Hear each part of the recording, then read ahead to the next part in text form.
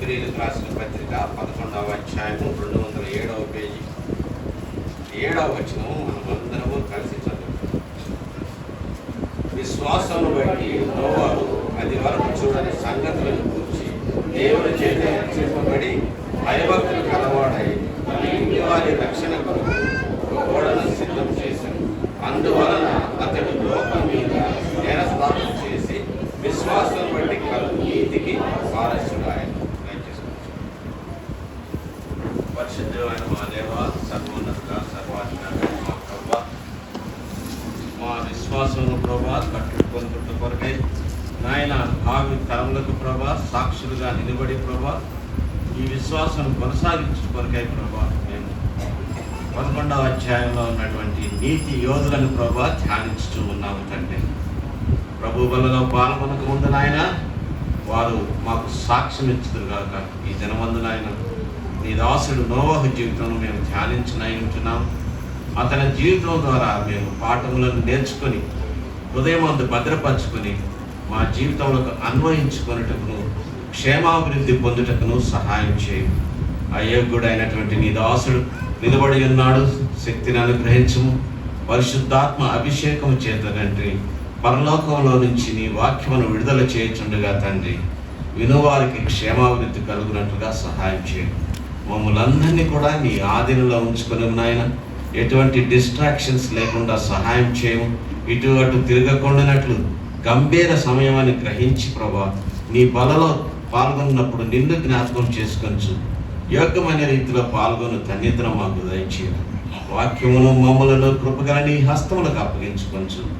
యేసు నామం పేరిట అడిగి వేడుకొంచున్నాము తండ్రి, ఆమేన్.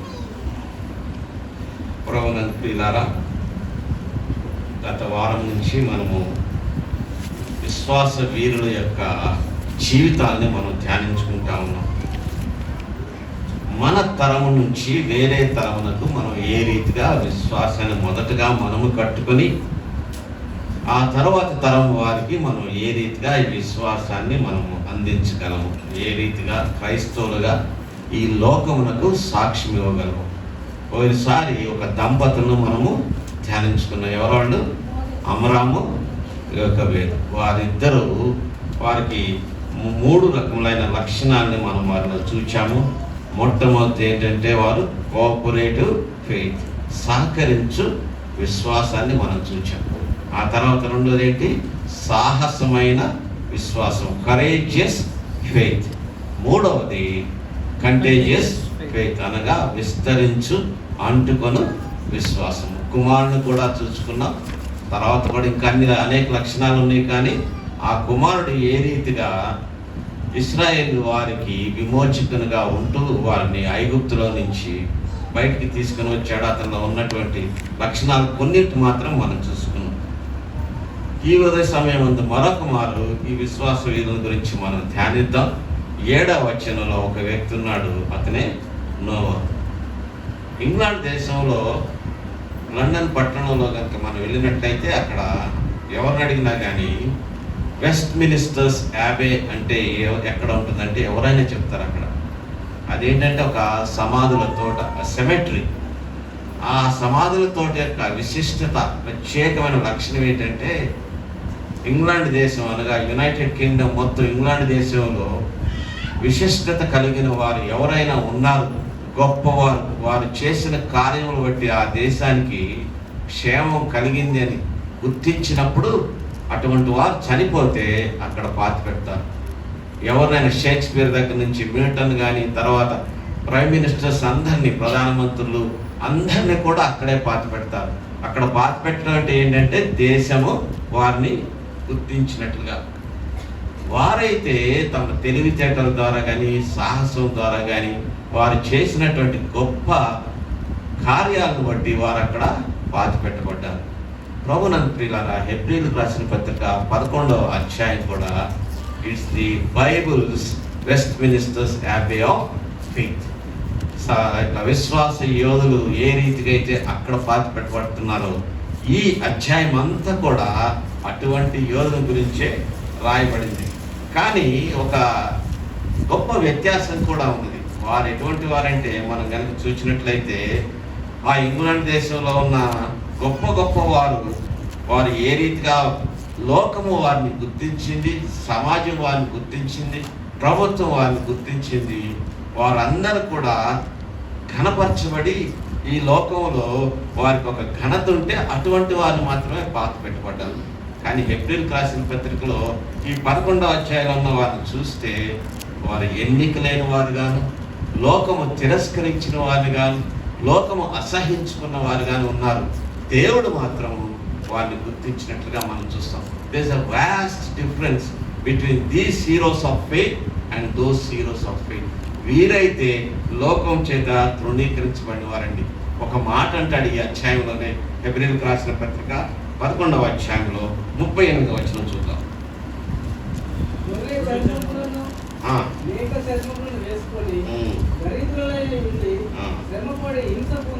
హింస పొందుచు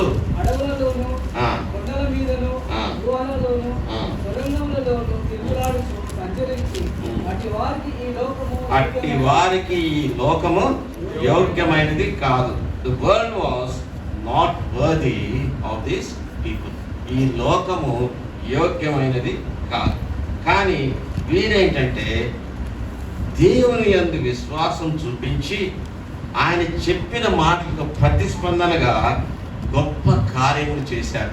అందువలననే వారు 11వ అధ్యాయంలో చూశారు, ఈ దినమందు నీవు నేను కూడా అటువంటి విశ్వాసం కలిగిన వారంగా ఉన్నామా? Can we exercise that sort of faith today? ఏ రీతిగా అయితే దేవుడు చెప్పిన మాటలకు విధేయత చూపించి ప్రతిస్పందించారు. ఈ దినమందు మనము ఒక వ్యక్తిని మనం ధ్యానించుకుందాం. పోయినసారి ఒక దంపతులను ధ్యానించుకున్నాం. ఈరోజు మనము నోవాహు జీవితంను ధ్యానించున్నాం. ప్రభునందు ప్రియులారా, నోవాహు దినములో ఉన్నటువంటి పరిస్థితులు ఈ దినం అందున్న పరిస్థితులకు పోల్చినట్లయితే దాదాపు సరి సమానంగానే ఉన్నాయని చెప్పొచ్చు. కొన్ని మాటలు చూపిస్తాను మీకు. ఆదికాండము 6వ అధ్యాయము 5వ వచనం. భూమి మీద గొప్పదనియు ఎల్లప్పుడూ కేవలము చెడ్డదని యెహోవా చూచి పశ్చాత్తాప సంతాపం పొందెను. ఆ యొక్క నరుల హృదయం ఎల్లప్పుడూ, ఇప్పుడు కూడా మనం అదే పరిస్థితిలో ఉన్నాం. ది సేమ్ హ్యూమన్ నేచర్, పాపభరితమైనటువంటిది. రోమాపత్రికలో పౌలు కూడా ఇంకొక మాట రాస్తాడు. రోమాపత్రిక 1వ అధ్యాయము 29వ వచనం. అపోస్తలుడైన పౌలు రోమీయులకు రాసిన చేయరాని కార్యములు చేయుటకు భ్రష్ట మనసుకు వారిని అప్పగించారు. నోవహు కాలమందు ప్రజలు ఏ రీతికైతే దుర్మార్గంలో ఉన్నారో అటువంటి పరిస్థితి ఈ దినమందునే పౌలు కూడా చెప్తున్నాడు. పౌలే కాదు, ఆ తర్వాత ఆదికాండంలోనే కాదు, మన ప్రభు అయిన యేసు కూడా కొన్ని మాటలు చెప్తాడు. ఆ యొక్క ఆలివెట్ డిస్కోర్స్లో, ఒలివ కొండ ప్రసంగంలో 24వ అధ్యాయము 38వ వచనం. మత్తయి సువార్త 24వ అధ్యాయము 38వ వచనం.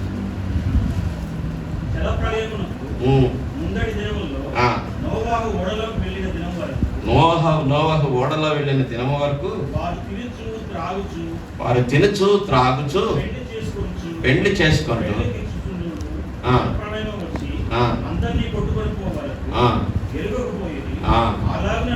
అలాగుననే మనిషి కుమారుడు రాకడ ముందు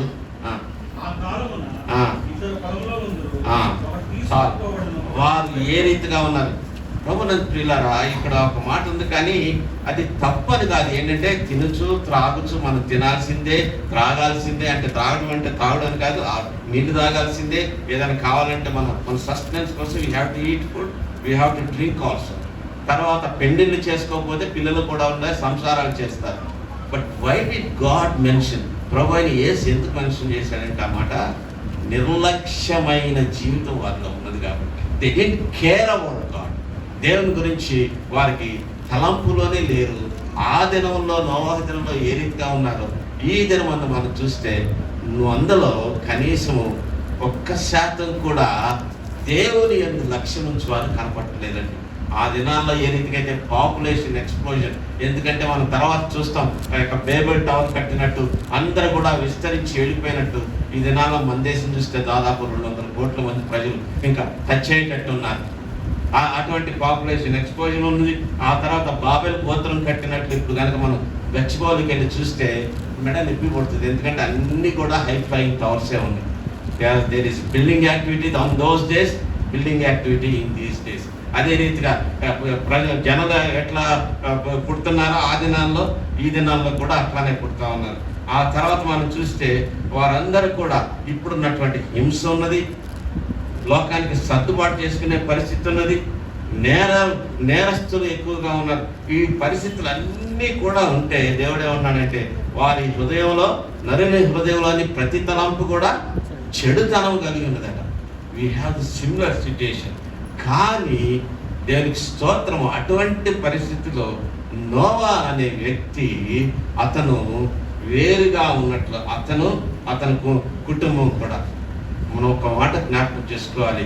యుగంలంతా కూడా మనం చూసినట్లయితే, చరిత్ర అంతా కూడా మనం చూసినట్లయితే, ఎవరైతే వేరుగా ఉంటూ ఎవరైతే దేవుని యొక్క వాక్యాన్ని విని దేవుని వాక్యానికి లోబడతారో వారిని దేవుడు వాడుకున్నాడు. ఇంకొక విధంగా చెప్పాలంటే నీళ్లకు ఎదురీత ఈదిన వాడనే దేవుడు వాడుకున్నాడండి.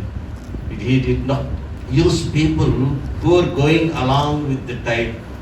ప్రజలు ఏదనుకుంటే మనకెందుకు, మనం కూడా వాళ్ళతోనే పోదామని. దేవుని కొరకు నిలబడాలంటే ఖచ్చితముగా ఎదురీదవలసిందే. You cannot live for God if you compromise with this world. ఈ లోకంతో కనుక నీవు సర్దుబాటు చేసుకున్నట్లయితే, దేవుని వాక్యాన్ని కనుక నీవు విధేయత చూపించుకున్నట్లయితే, విచారకరమైన విషయం ఏంటంటే దేవుడు నిన్ను వాడుకోలేడు, సంఘంగా వాడుకోలేడు, కుటుంబంగా వాడుకోలేడు, వ్యక్తిగా నీవు కూడా. ఎందుకంటే మనం పరిశుద్ధ గ్రంథాలు చూస్తే దేవుడు ఏర్పరిచిన కొన్ని వారందరూ కూడా దాదాపుగా ఒంటరి వారేనండి. నోవాహు ఒంటరి వాడే, అబ్రహాం ఒంటరి వాడే, ఆ తర్వాత చూస్తే పౌలు ఒంటరి వాడే. క్రొత్త నిబంధనలో దేవుడు వాడుకున్న వారందరూ కూడా సమాజం చేత వెలివేయబడిన వారే. నిన్ను నన్ను వెలివేయమని కాదు, కానీ what are we doing to exercise our faith? లోకము నిన్ను చూచి ఇతడు వేరుగా ఉన్నవాడు, ఇతను వైఖరిలో ఏదో తేడా ఉన్నదని చెప్పుకోగలరా? ఇతను హింసించినా కానీ ప్రతిస్పందించట్లేదని. ఈ దినాల మీరు చూస్తే ఇన్స్టాగ్రామ్లో ఒకటి వస్తూ ఉన్నది, న్యూస్ అంతట్లో ఒకటి వస్తూ ఉన్నది. August 15కి దారాసింగ్ని ఏం చేస్తున్నారంట, విడిచిపెడుతున్నారంట. దారాసింగ్ అంటే ఎవరు? గ్రహాం స్టెయిన్స్ని చంపినవాడు. They glorifying him. అతన్ని ఏంటంటే చూడు విడిచిపెడుతున్నారని. ప్రభు నన్ను పిల్లరా, గ్రహాం స్టెయిన్స్ దేవుని చేత 11వ అధ్యాయంలో ఉండవలసిన వ్యక్తి గ్రహాం స్టెయిన్స్. అతనేమో చనిపోయాడు, అతనిని లోకం తృణీకరించింది. ఈయన ఏం చేస్తున్నారు? లోకం మెచ్చుకుంటా ఉంది. మన పరిస్థితి కూడా అట్లానే ఉన్నదా? ఈ దినమందు మనము దేవుని కొరకు నిలవబడగలమా? ఇప్పుడు నోవాహు విశ్వాసాన్ని కనుక వస్తే మనం చూస్తే ఆయన ఇరుకు మార్గం గుండా వెళ్ళినట్లు, ఎదిరినట్లు మనం చూస్తూ ఉన్నాము. ముఖ్యంగా నోవాహుకు అప్పుడున్న ప్రజలకు ఒక వ్యత్యాసం ఏంటంటే, అతను దేవుని ఎడల చూపించినటువంటి విశ్వాసం. The kind of faith he has shown towards God. దేవుని ఎడల ఎటువంటి విశ్వాసాన్ని ఆయన చూపించాడు. మనము కొన్ని లక్షణాలని, 2-3 లక్షణాలని మనం చూద్దాం.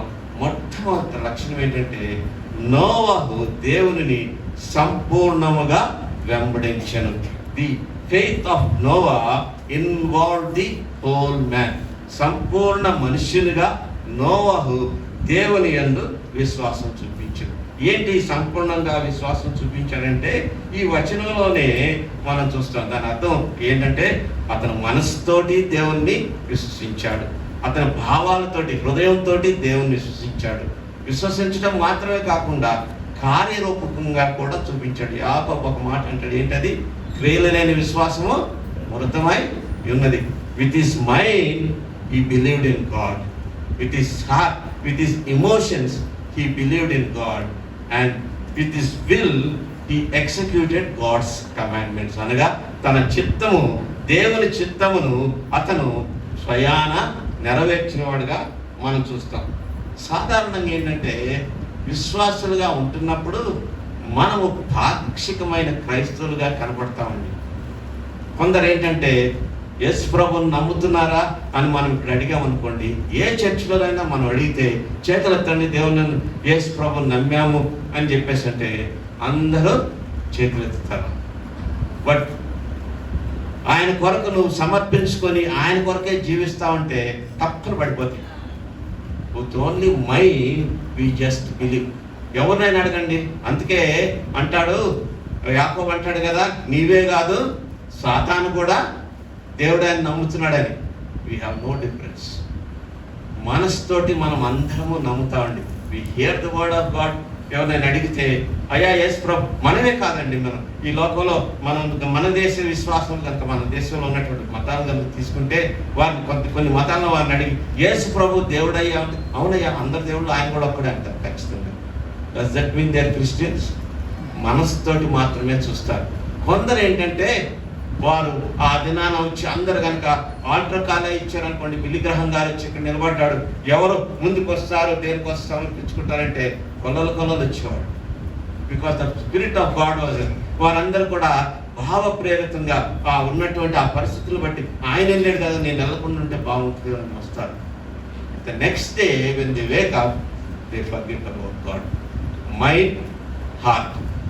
మూడవ రకం వారు ఎవరంటే చిత్తపూర్వకంగా ఇదిగో ఈ దినమందు నేను సమర్పించుకున్నాను. పౌలు అంటాడు కదా, నేను క్రీస్తుతో కూడా చనిపోయానంటాడు. Are you dead with Christ? ఒకసారి ఆ వచనాన్ని చూసుకుందాం. గలతీయులకు రాసిన పత్రిక 2వ అధ్యాయము 20వ వచనం.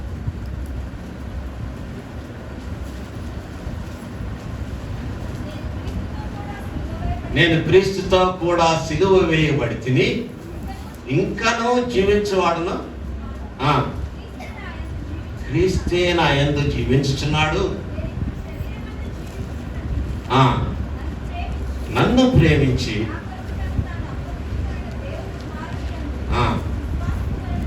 విశ్వాసము వలన జీవించుచున్నాను. Can you tell that? మరి నేను ఈ లోకానికి చనిపోయాను. ముల్లర్ గారి గురించి చెప్తా. ముల్లర్ గారు ఆయన్ను ఈ గత శతాబ్దంలో అనగా 20th సెంచరీ కనుక చూస్తే 20th సెంచరీని తీసుకుంటే ఆ 20th సెంచరీలో ఫెయిత్ వారియర్, ప్రేయర్ వారియర్ అని ఎవరైనా పేరు చెప్పమంటే వెంటనే లేచి సండే స్కూల్ పిల్లలు అడిగినా కానీ జార్జ్ ముల్లర్ గారు అంటారు. జార్జ్ ముల్లర్ మీ రహస్యం ఏంటి, ప్రార్థనకు ఎందుకు జవాబు వస్తుందంటే ఆయన అంటాడు, ఒకానొక దినమందు ముల్లర్ చనిపోయాడయ్యా. Is dead to this world, is dead to this flesh. లోకానికి చనిపోయాడు, శరీరానికి చనిపోయాడు, ఇంకా జీవించుచున్నది నా యందున్నటువంటి క్రీస్తే అని చెప్పాడు. He used his mind, used his heart and he executed his will also. దేవుని చిత్తమును నెరవేర్చాడు. నోవా ఏ రీతిగా చేశాడో మనం ఇప్పుడు పరీక్ష చేసుకుందాం. మొట్టమొదటి మనసుని గురించి చూద్దామండి. 11వ అధ్యాయం కన్నా 7వ వచనంలో మొట్టమొదటిగా 7వ వచనంలో దేవుని చేత హెచ్చరించబడ్డాడు. నా హౌ డస్ ఫెయిత్ స్టార్ట్? విశ్వాసం ఏ రీతిగా? వినుట వలన, వినుట క్రీస్తుని గురించిన మాటల వలన కలుగు. ఇది ఎట్లా చెప్పాడో నాకైతే తెలియదండి. నోవాకు దేవుడు వినిపించాడంట. He used his mind. చెవులను కూడా విన్నాడండి. చెవి ద్వారా విన్నాడు, మనసును వినియోగించుకున్నట్లుగా మనం చూస్తాం. ఒక మాట అంటాడండి, యోబు గ్రంథంలో ఒక మాట ఉంటుంది. యోబు గ్రంథము 34వ అధ్యాయము 3వ వచనంలో, యోబు గ్రంథము 34వ వచనం 3వ వచనంలో యోబు స్నేహితుడు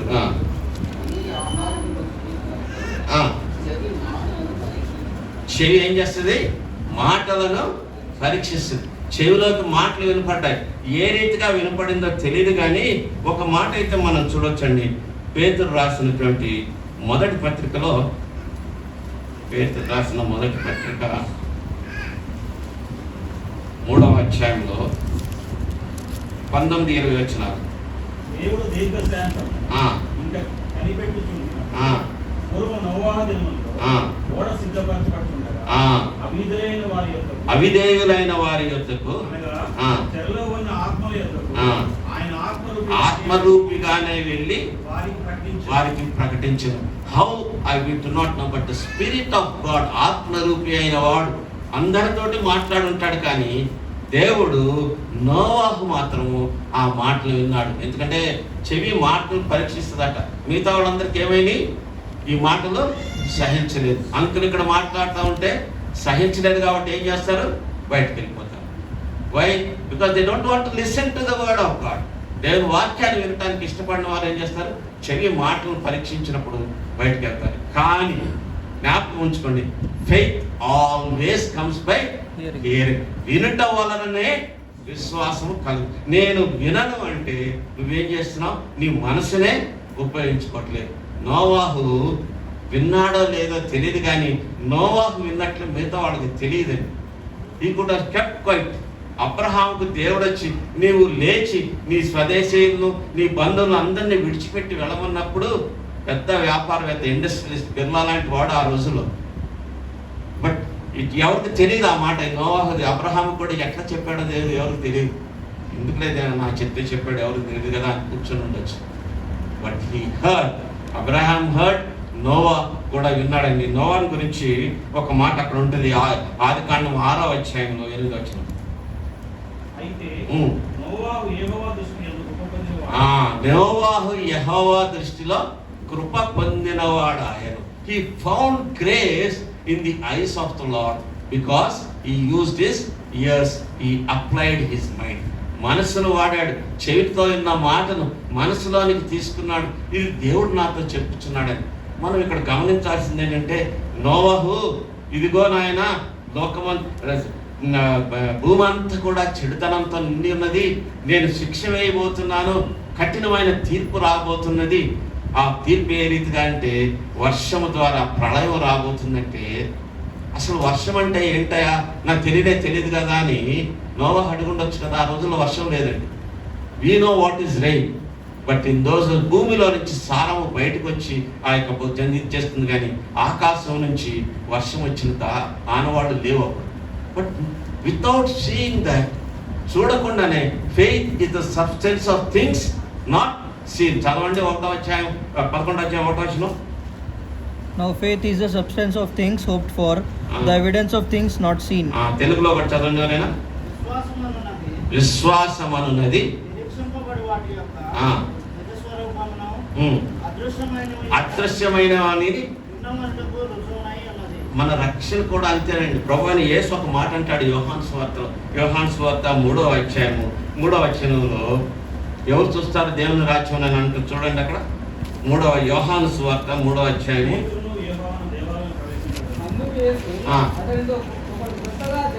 ఒకడు కొత్తగా జన్మించితే గాని దేవుని రాజ్యమును చూడ. God gives us spiritual ice అండి. ఎప్పుడు మనం విశ్వాసం ఉంచినప్పుడు we can think and we can see with our spiritual eyes the kingdom of God. దేవుని రాజ్యాన్ని చూడగలం. ఎప్పుడు మొట్టమొదటిగా ఏం చేయాలి? వాక్యమును వినాలి. విన్న వాక్యం ఎక్కడ? మనసులో ఉంచుకోవాలి, నిర్ణయం తీసుకోవాలి. ఇదిగో దేవుని వాక్యము సత్యము, ఆయన నాతో మాట్లాడుతున్నాడు. నోవాహు నేను నాయన ఇదిగో తీర్పు రానై ఉన్నది, ప్రళయం రానై ఉన్నది అంటే అందరూ వినలేదు. But Noah and his family they believe in God. నోవాహు అతని కుటుంబం కూడా అతను విన్నట్టుగా. ఈ దినాల్లో కూడా ప్రభు నన్ను ప్రియులారా, దినదినము ప్రభు మన విషయం కూడా చెప్తున్నాడు. తీర్పు రానై ఉన్నది, జాగ్రత్త సుమాని. ఇది నేను చెప్తున్న మాట కాదు. పేతురు రాసిన 2వ పత్రిక 3వ అధ్యాయం 7వ వచనం చూద్దాం.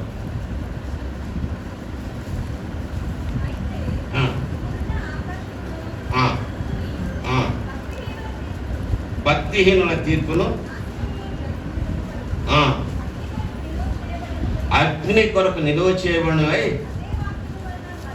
అదే వాక్యము, నోవాహుకు వచ్చిన వాక్యమే మనకు కూడా వస్తా ఉంది. వారైతే దేని కొరకు ఏర్పరచబడ్డారు? నీటితో నాశనం అవుటకు ఏర్పరచబడ్డారు. దేవుడు ఒక వాగ్దానం ఇచ్చాడు. ఆ తర్వాత నీటితో నేను భూమిని సమూలంగా నాశనం చేయలేను. దానికి సాదృశ్యంగా, దానికి చిహ్నంగా ఏం పెట్టాడండి? రెయిన్బో.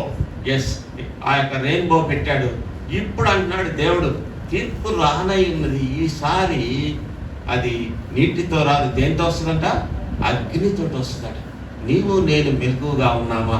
వారం వెంబడి వారము వాక్యం వినుచూనే ఉన్నాం, కానీ మనసులోనే ఉంచుకుంటున్నామా, లేక దాన్ని క్రియాశీలకంగా ఉంచుతున్నాం?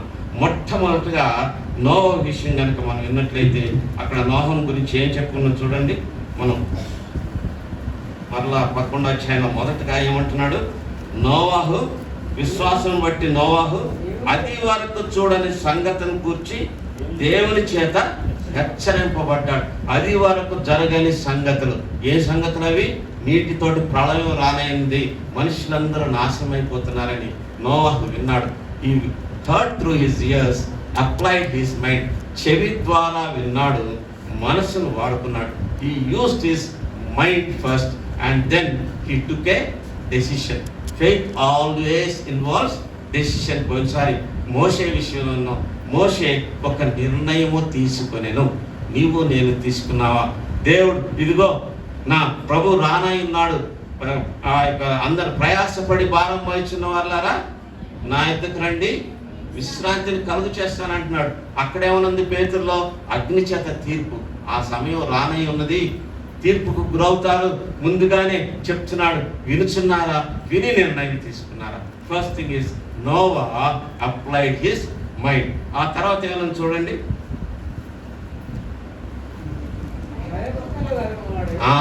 భయభక్తులు గలవాడే. He used his heart also. భయపడ్డాడని ఈ మాట, భయభక్తులు గలవాడనే మాట పరిశుద్ధ గ్రంథంలో క్రొత్త నిబంధనలో మరెక్కడా ఉండదు, ఫిబ్రవరి రాసిన పత్రికలో తప్పితే. మొట్టమొదటిగా ప్రభువుని గురించి ఆ మాట వాడబడింది. 5వ అధ్యాయం 7వ వచనం చూద్దాం. ఫిబ్రవరి రాసిన పత్రిక 5వ అధ్యాయం 7వ వచనం.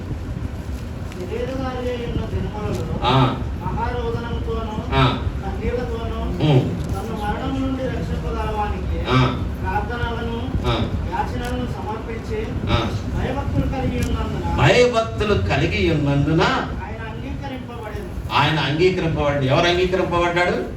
ప్రభు అయిన యేసుక్రీస్తు. ఆయన దేవుని యేడల భయభక్తులు, దేవుడే తన తండ్రి యొక్క భయభక్తులు కలిగి ఉంటే నీవు ఇదిగో తీర్పు రానై ఉన్నది, అమ్మో ఏం చేయాలి?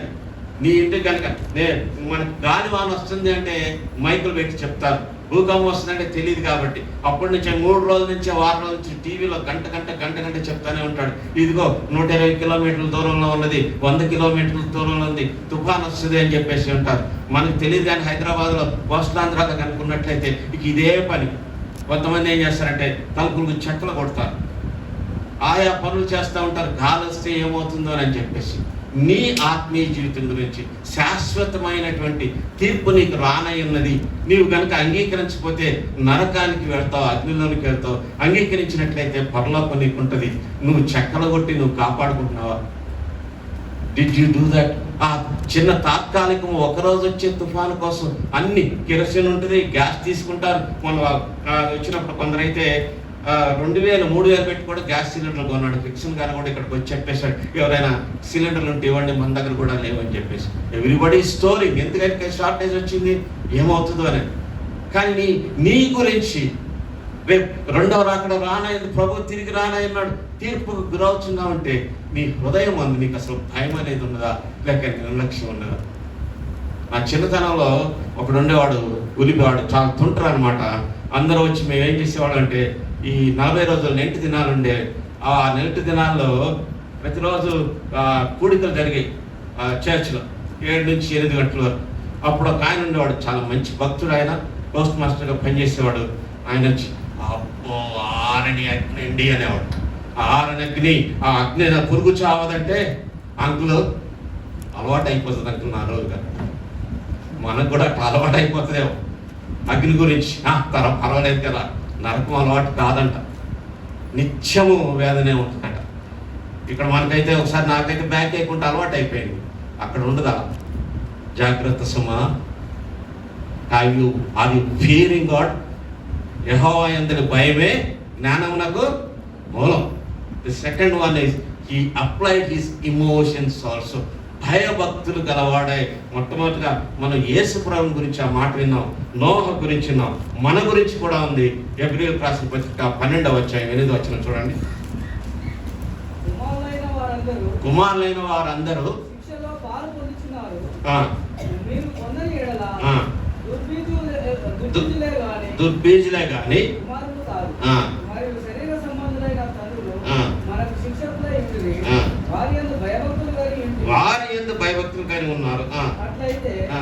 ఆత్మలకు తండ్రి అయిన వారికి మరి ఎక్కువగా లోబడి ఆత్మలకు తండ్రి అయిన వారికి కలిగి తల్లిదండ్రులు అయితే కట్టుతో కొడతాడో లేకపోతే ఇదిగో డబ్బులు ఇవ్వడో ఏం చేస్తాడో తిండి పెట్టడో అని భయపడుతున్నాం కానీ నీ ఆత్మ గురించి మరి ఎంత భయభక్తులు కలిగి ఉండాలని ప్రశ్న వేస్తున్నాడు మన గురించి. Jesus Christ obeyed his father, భయభక్తులు కలిగి ఉంటున్నాడు. మొదటి తరముకు చెందినటువంటి నోవాహు దేవుని మాట విని భయభక్తులు కలిగి ఉన్నాడు. మన గురించి హెబ్రీయులకు రాసిన పత్రికలు చూస్తూ మీ తల్లిదండ్రులకు భయపడుతున్నారు, మీ అధికారులకు భయపడతారు. భయభక్తులు ఒక్క ఉదాహరణ చెప్తాను. భయభక్తులు కలిగి ఉన్నామో లేదో తెలుసుకోవటానికి ఆఫీస్కి వెళ్ళే వాళ్ళు ఎంతమంది ఉన్నారు, పనులకి వెళ్ళే వాళ్ళు ఎంతమంది ఉన్నారు, చేతులెత్తి చూపించండి. వండర్ఫుల్, ఇంతమంది ఉన్నారు కదా. రిటైర్ అయిన వాళ్ళు కూడా వెళ్ళారు, నేను కూడా వెళ్ళిన వాడిని. మరి ఆఫీసులో 10 గంటలకు రమ్మని చెప్తే 11:30కి దొరలాగా వస్తే ఉంటారా? చాచి ఒకటి కొడతాడు, మొత్తానికి డోర్స్ వేస్తారు. ఈరోజు ఎంతమంది వచ్చారండి భయభక్తులు ఉన్నారు? అసలు in the morning I could see only 10 people, 10 మంది కూడా లేరు. భయభక్తులు. కొందరికైతే కష్టం ఉన్నదని నాకు తెలుసు, వారు పనులు చేసుకుంటున్నారు, వారు రాలేరు. మీలో ఎవరు పని చేస్తున్నారు? ఆదివారం ఎవరు వస్తున్నారా? దేవుని ఎడల నేను భయభక్తులు కలిగి ఉన్నాను. పుష్పరాజు గారు కూడా వంట చేశారు. ఆ దినాల్లో ఉండేవాడు కానీ 9:30కి ఎప్పుడు అక్కడ ఉండేవాడు కాదు. ఇప్పుడు ఎందుకు ఉంటున్నారు? వై? భయభక్తులు కలిగి అన్న మాటకు మీకు సాదృశ్యంగా దృష్టాంతంగా నేను చూపిస్తున్నాను. Do you really have the fear of God in you? అయ్యో, ఎస్పి చావన్ మహారాష్ట్రకి చీఫ్ మినిస్టర్గా పనిచేశాడు. వెరీ వెరీ గుడ్ డిసిప్లినరీ అనమాట. బాంబేలో సచివాలయం సెక్రటేరియట్ ఉంటే ఆయన 10:30 అంటే 10:15కి వచ్చి అక్కడ నిలబడేవాడు. 11:30 10:30 అవడంతోనే అన్ని గేట్స్ మిస్ చేయించాడు. సెక్రటేరియట్ అక్కడ నిలబడి చావన్ చావన్ చావన్, రైల్వే స్టేషన్లో బస్ స్టాండ్లు అన్నింటిలో చావన్ చావన్ చావన్ అనుకునేవాడు. You are so strict a person. మనం అక్కడికైతే వెళ్తాం కానీ దేవుని సన్నిధానంకు రావడానికి నీకు ఏంటి కష్టం? Do you have that fear? మీ లోకపు తల్లిదండ్రులకు, లోకపు అధికారులకు భయపడుటకు ఇష్టపడుచున్న మనము మన ఆత్మను సంరక్షించు అనే విషయంలో ఎందుకు ఇంత నిర్లక్ష్యం? వారు తినచ్చు త్రాగుచు ఉన్నారని ప్రభువు చెప్పాడు, కానీ దాని గురించి కాదు ఆయన చెప్తుంది. ఎందుకయ్యా మీకు ఇంత నిర్లక్ష్యము దేవుని గురించి? శాశ్వతముగా నీ ఆత్మను గురించి తీర్పు తీర్చనన్న వానికి ఇది తాత్కాలికమైనది. ఒకరోజు రాకపోతే నీకు యాబ్సెంట్ వేస్తాడు, ఆలస్యమైంది. ఇంకొక రోజు రాకపోతే యాబ్సెంట్ వేస్తాడు. But spiritually are you really concern? ఇదిగో అమ్మో నాకేమైపోతుందో అని నోవాహు విని ఏం చేశాడు? భయభక్తులు కలిగి ఉన్నవాడు. హి యూజ్డ్ హిస్ మైండ్. మొట్టమొదటిగా తన మనస్సును వాడాడు, రెండవది తన భావాలను వాడాడు. ఈ దెన్ థర్డ్ వన్ ఇస్, ఆ తర్వాత చూద్దాం 11వ అధ్యాయంలోనే ఏం చేశాడు? తన ఇంటి వారి రక్షణ కొరకు ఒక ఓడను సిద్ధం చేశాడు. ఒక ఓడను సిద్ధము చేశాడు. హి యూజ్డ్ హిస్ హ్యాండ్స్, హి ఎగ్జిక్యూటెడ్ హిస్. దేవుని చిత్తాన్ని తన చేతులతోటి తనతోటి చేశాడండి.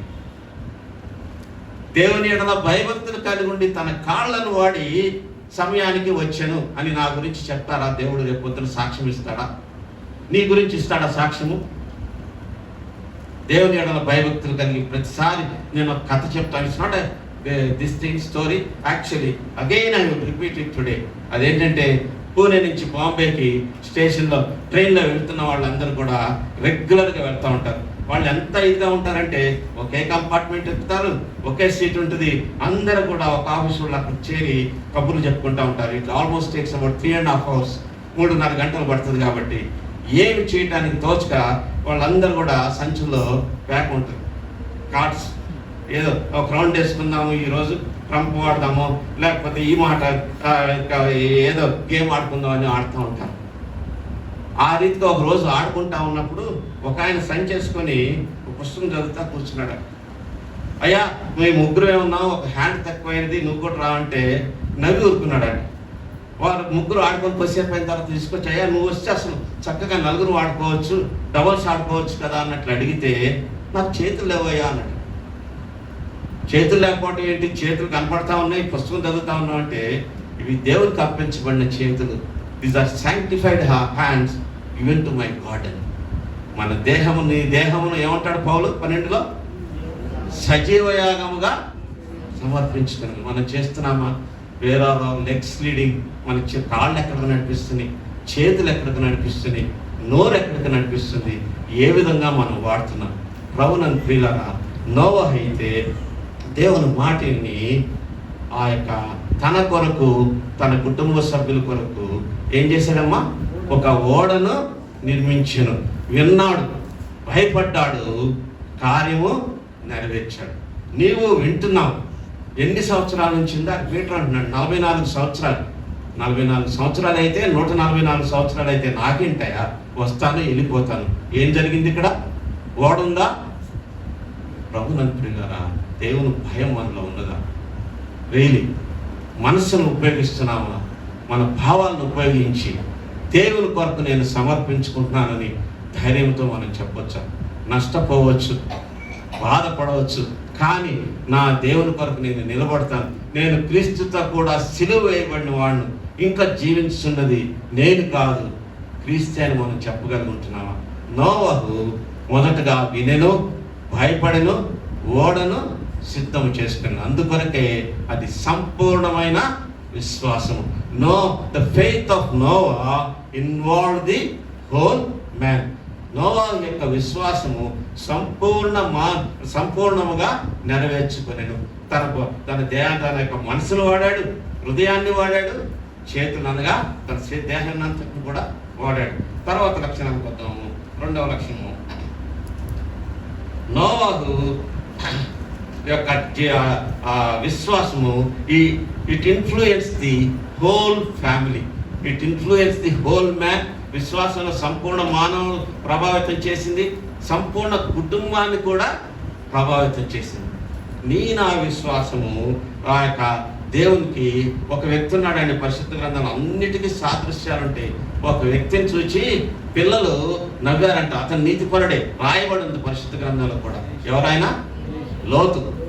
లోతును చూచి ఏమన్నారు వాళ్ళు?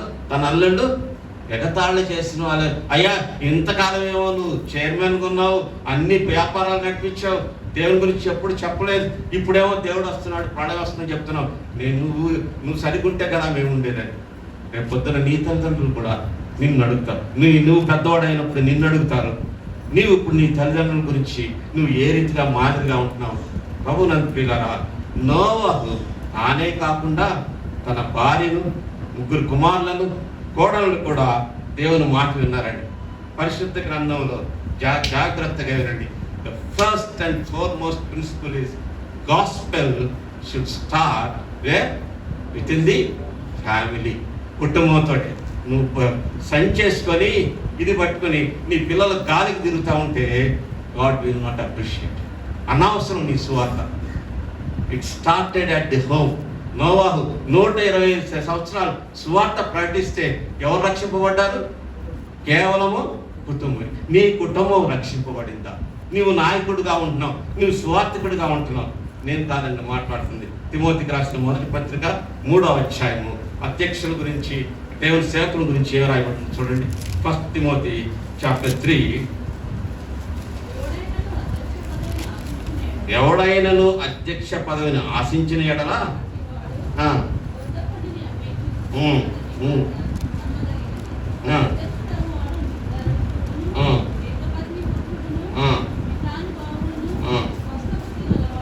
మర్యాదస్తుడును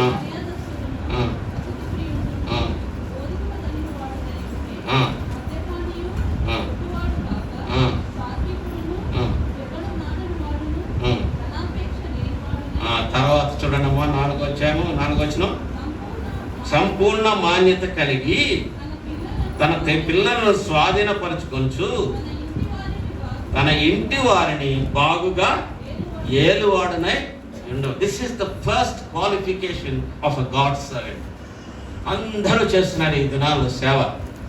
ఇంటి దగ్గర ఏం జరుగుతుందో ఎవడికి తెలియదు. ప్రభునందు ప్రియులారా, gospel should start in your home, not out side. జాగ్రత్త సుమా. నీ భార్యకు నీవు మాదిరిగా ఉంటున్నావా? నీ భర్తకు నీవు మాదిరిగా ఉంటున్నావా? అమ్రాము యాకోబు వలె నీ పిల్లలకు నీవు మాదిరిగా ఉంటున్నావా? లేని అలా బలలో పాల్గొనక ముందు ఇప్పటి వరకు నాయన నేను మాదిరిగా లేను, ఈ దినం నుంచి నేను నీ కొరకు జీవిస్తానని ఒక తీర్మానం చేసుకొని అప్పుడు ఉండండి. It says నోవాస్ faith influence the whole family. నోవాహు యొక్క విశ్వాసము కుటుంబం అంతటి మీద ప్రభావం కలిగి ఉండెను. అమ్రాము యాకోబు యొక్క విశ్వాసము కుటుంబం అంతా, అనగా అహరోను, మోషే, ఇంకొకరెవరు, మిరియం, అందరిపై ప్రభావం కలిగి ఉండెను. నా విశ్వాసము నా కుటుంబం ఉందా? భావి తరములపై నా విశ్వాసము ప్రభావం చూపనై ఉన్నదా? Let us ask ourselves a question. నాకు నేను ప్రశ్న వేసుకుంటాను, మీకు మీరు వేసుకోండి. ఏ రీతిగా మనం జీవిస్తున్నాం? ఒక భార్యాభర్తలుగా మనం కనుక ఆ మాదిరిగా ఉండకపోతే పిల్లలు అదే నేర్చుకుంటారు. నీవు జగడమాడేవాడు అయితే ఎవరో జగడమాడతారండి? పిల్లలు జగడమాడతారు. నీవు కనుక కొట్లాడితే వాళ్ళు కొట్లాడతారు. Be careful. జాగ్రత్త సుమా. నోవాహు తన కుటుంబమును ప్రభావితం చేసిన ఇంకొక వచనం కూడా చూపిస్తాను. తీతు రాసిన పత్రిక 1వ అధ్యాయము 6వ వచనం. ఇదే ఉంటుంది మళ్ళా. ఎవడైనను నిందారహితుడును, ఏకపత్ని పురుషుడును, దుర్వ్యాపారం విషయము నేరమును మోసపడిన వారై అవిధేయులు కాక చదువే. విశ్వాసులైన పిల్లలు గల ఎటువంటి పిల్లలు ఉండాలి? విశ్వాసులైన పిల్లలు గల విశ్వాసులైన పిల్లలు కలవాడనై ఉన్న యెడల అట్టి వానిని పెద్దగా నియమించవచ్చు. అవి ఎగ్జాంపుల్స్. ఆ రీతిగా మనం ఉంటున్నామా? మనం నాయకులుగా ఉండాలని కోరుతాము, అది కోరుతాము, ఇది కోరుతాము. There are many God servants whose children have failed just because of this. ఎందుకంటే they focus on everybody else except their own family. కుటుంబం, దేశంలో ఉన్న వాళ్ళందరి సంగతులు కావాలి మనకి. మన ఇల్లు ఏం జరుగుతుందో మనకు తెలియదు. It should start at the home.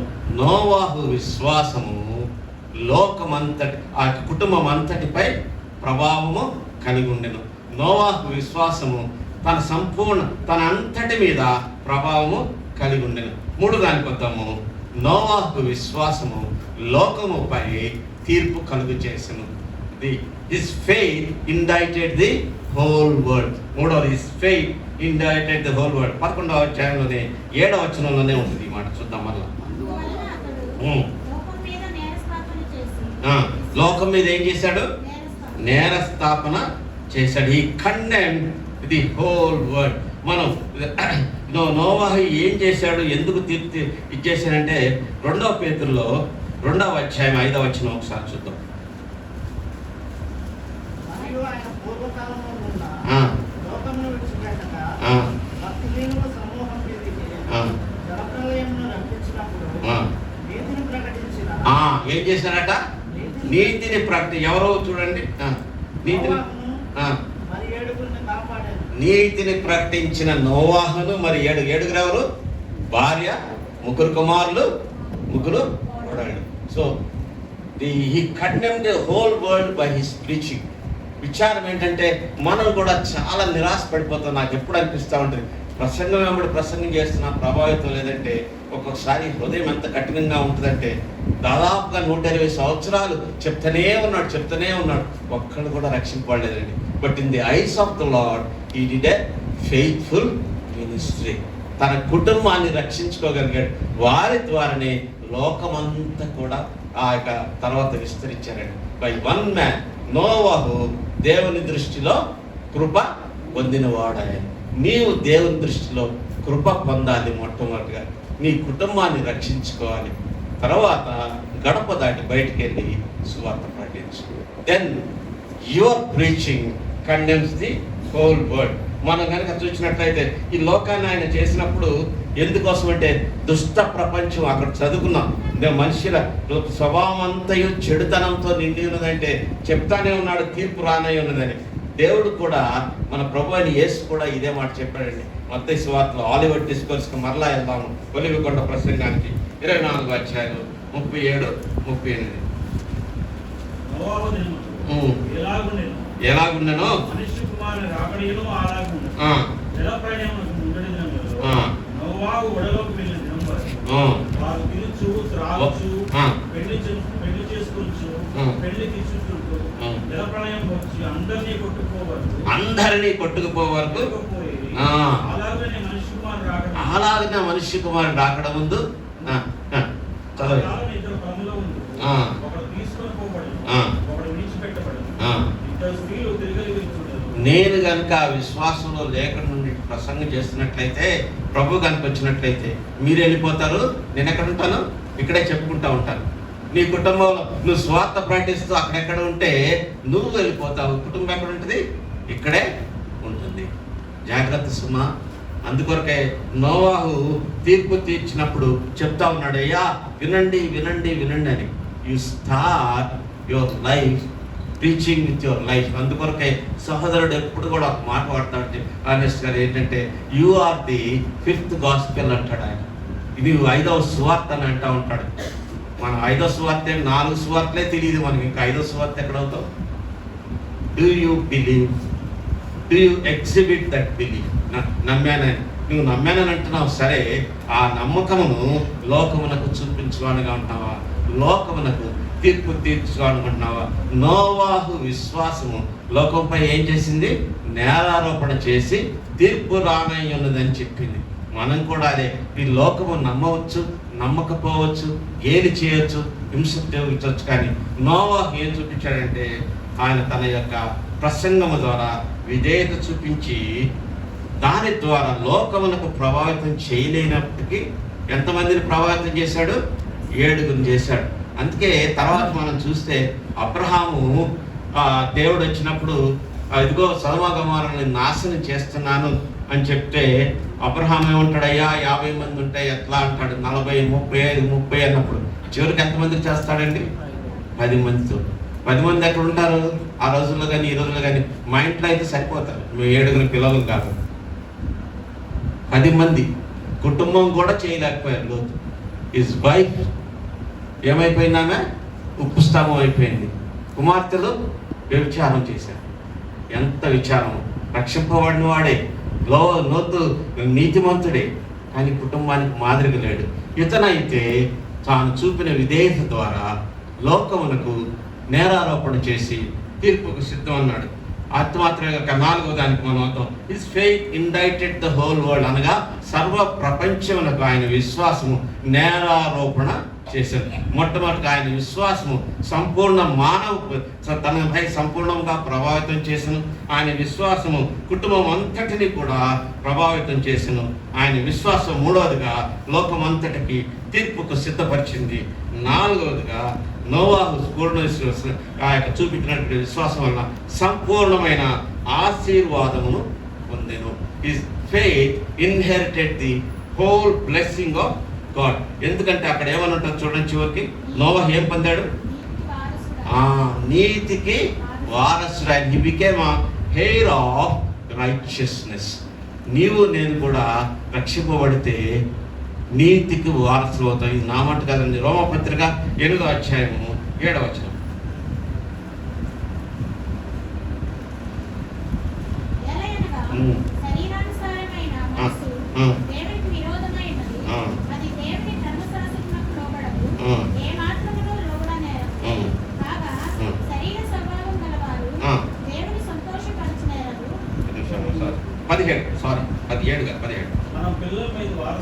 మనం పిల్లలమైతే వారసులము, దేవుని వారసులము, క్రీస్తుతో కూడా మహిమ పొందుటకు ఆయనతో శ్రమపడిన క్రీస్తు తోడి వారు. Joint hairs with Christ. క్రైస్తవులు అన్న వాళ్ళు ఎవరు కూడా దరిద్రులు కాదు, అందరూ కూడా ఐశ్వర్యవంతులే. ఈ విషయం ఇంకా ఎక్కువ చెప్పుకోవాలంటే ఎఫెసీయులకు రాసిన పత్రిక 1వ అధ్యాయం అంతా కూడా ఆయన ఆ యొక్క కృపా మహదైశ్వర్యము మనకు అనుగ్రహించాడని చెప్తాడు. అనుగ్రహ ఐశ్వర్యం మనకు అనుగ్రహించాడని చెప్తాడు. మనం అందరం విశ్వసించినట్టు ఐశ్వర్యం కరవాడలే. ఎందుకోసమంటే 2 కొరింథీ 8వ అధ్యాయము 9వ వచనం చూద్దాం.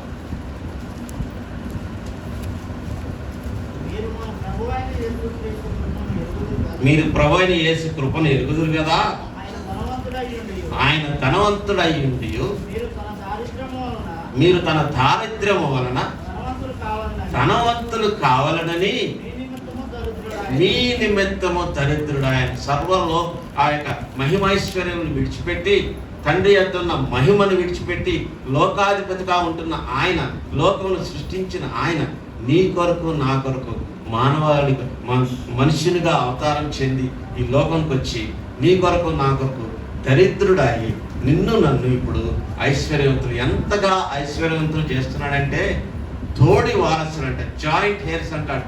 అనగా మామూలుగా అయితే కో హెయిర్స్ అంటారంటే ఇప్పుడు తండ్రి తండ్రి ఉన్నారు అనుకోండి, 4 పిల్లలు ఉన్నారు, ఒక 100 రూపాయలు ఉంటే ఎంత వస్తుంది ఒక్కొక్కడికి? లెక్కలు 25. మంచిదే, బాగానే వచ్చు లెక్కలు 25. అదే ఏం చెప్తున్నాడంటే కో జాయింట్ హెయిర్స్ ఇక్కడ అంటే తోడి వారసులు అంటే అందరికీ 100 వస్తుంది.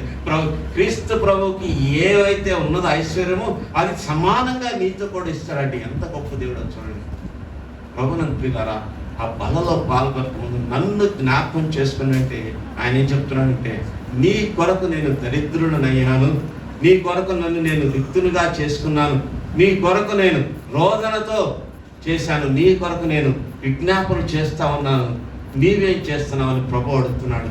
బలలో పాల్గొనక ముందు నోవాహు విశ్వాసాన్ని జ్ఞాపకం చేసుకున్నావు. నీ విశ్వాసము ఎవరికైనా వ్యత్యాసము కలిగించేస్తున్నా, ఎవరి జీవితంలోనైనా ప్రభావం కలిగించేస్తుందా? Is your faith making a difference in your family first? మొట్టమొదటిగా నీ విశ్వాసము కుటుంబంలో తేడా చేస్తుందని నీ బిడ్డలు విశ్వాసం అంటే ఏంటో వారికి తెలుసా అసలు? Do your family believe what it is to believe? మూడవది, do people realise that your walking in faith?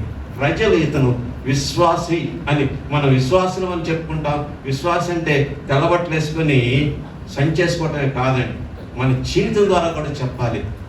How is your conversation? How is your life? నీ జీవితము క్రీస్తును పోలి ఉన్నదా? నోవాహు తన విశ్వాసం ద్వారా లోకమును శిక్షకు గురి చేసెను. నోవాహు తన విశ్వాసం ద్వారా కుటుంబమును ప్రభావం చేసెను.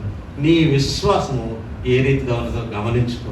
ఒకవేళ లేనట్లయితే ప్రభు అన్నాడు, ఇదే అనుకూలమైన సమయం, ఇదే రక్షణ దినం.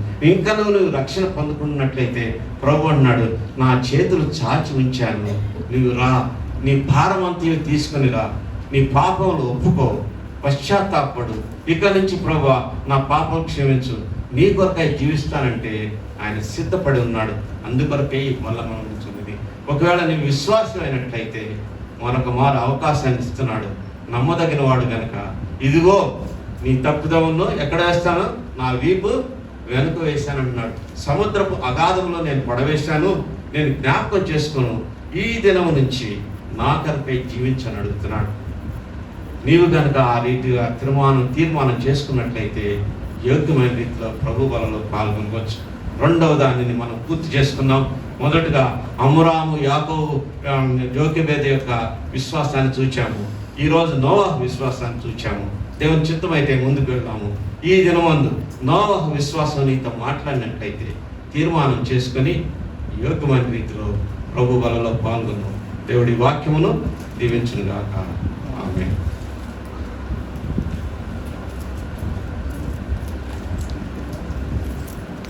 ఆనందం వాళ్ళని పంచుతారు.